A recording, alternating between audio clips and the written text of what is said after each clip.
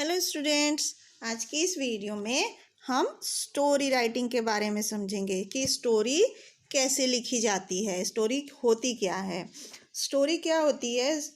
Story एक कहानी जिसमें हम कई सारी घटनाओं को एक साथ एक सीक्वेंस में लिखते हैं। घटनाएं मतलब जो इवेंट्स हो रही हैं, कुछ कुछ चीज़ें हो रही हैं, जैसे कि अभी हम यहाँ पर एक स्टोरी पढ़ेंगे हेयर और टर्टॉइस के बारे में। मतलब खरगोश और कछुए की कहानी हम सब ने बचपन से कई बार सुनी है कि कछुआ और खरगोश में एक रेस लगती है। उस स्टोरी को हम अब यहाँ पर लिखेंगे।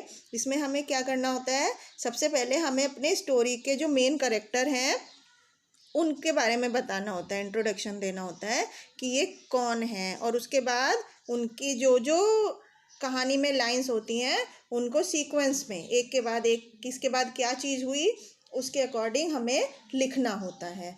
तो इस तरह से सबसे पहले मेन कैरेक्टर को लिखते हैं और उसके बाद उनकी जो प्रॉब्लम होती है वो लिखते हैं, और प्रॉब्लम के बाद जो उनका सॉल्यूशन होता है, जो एक्शन होता है। तो हम इस तरह से स्टोरी कई तरह की होती हैं।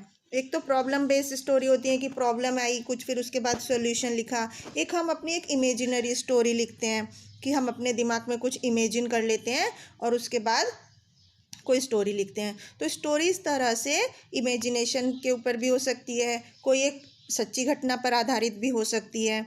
तो अलग अलग टाइप की स्टोरीज़ लिखने के समय हमें ये ध्यान रखना चाहिए कि हमें स्टोरी का एक सूटेबल टाइटल देना चाहिए। टाइटल मतलब हेडिंग देना चाहिए, जिसको पढ़कर ये समझ में आ जाए कि ये जो स्टोरी है ये किस बारे में है। स्टोरी के हमारे सारे लाइंस उस टॉपिक से रिलेटेड ही होने चाहिए, उस टॉपिक के इर्द गिर्द घूमने चाहिए। तो अब हम एक स्टोरी की हेल्प से स्टोरी लिखने के बारे में समझते हैं। जैसे अब यहाँ पर हम हेयर और टॉर्टॉइस के बारे में पढ़ते हैं। खरगोश और एक कछुआ।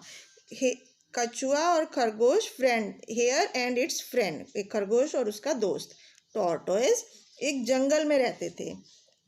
Hair always felt proud of its fast speed, खरगोश को हमेशा उसके तेज स्पीड पर घमंड था।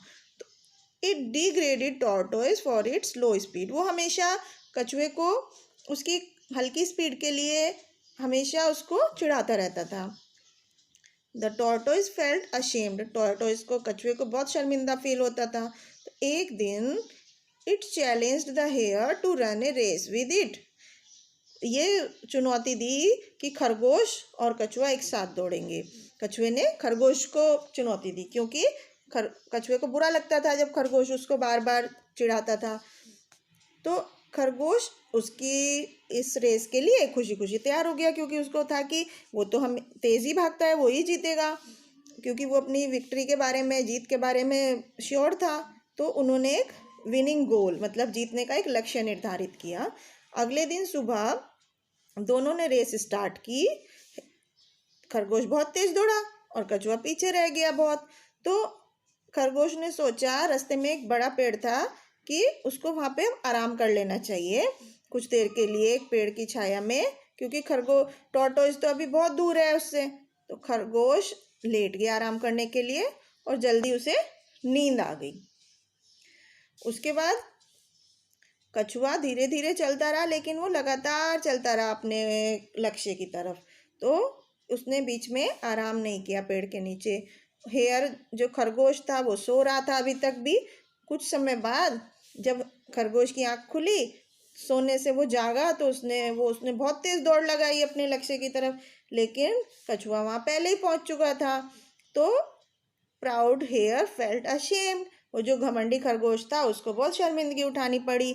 तो लास्ट में हम स्टोरी का मोरल लिखते हैं। मोरल मतलब उस कहानी से हमें क्या शिक्षा मिली कि slow and steady wins the race, कि धीरे धीरे करते रहो, लेकिन अगर हम अपने किसी भी काम में लगातार कोशिश करते रहते हैं तो हम जीत जाते हैं। जैसे कि इस स्टोरी में कछुआ धीरे चलता था, लेकिन वो लगातार चलता रहा तो वो लास्ट में जीत गया। इसलिए हमें स्टोरी लिखते समय एक टाइटल लिखना चाहिए, हेडिंग लिखना चाहिए, और उसके बाद में कुछ मोरल स्टोरीज होती हैं तो मोरल लिखना चाहिए कि उस कहानी से हमें क्या शिक्षा मिलती है। तो बच्चों, इस तरह से हम स्टोरी राइट करते हैं।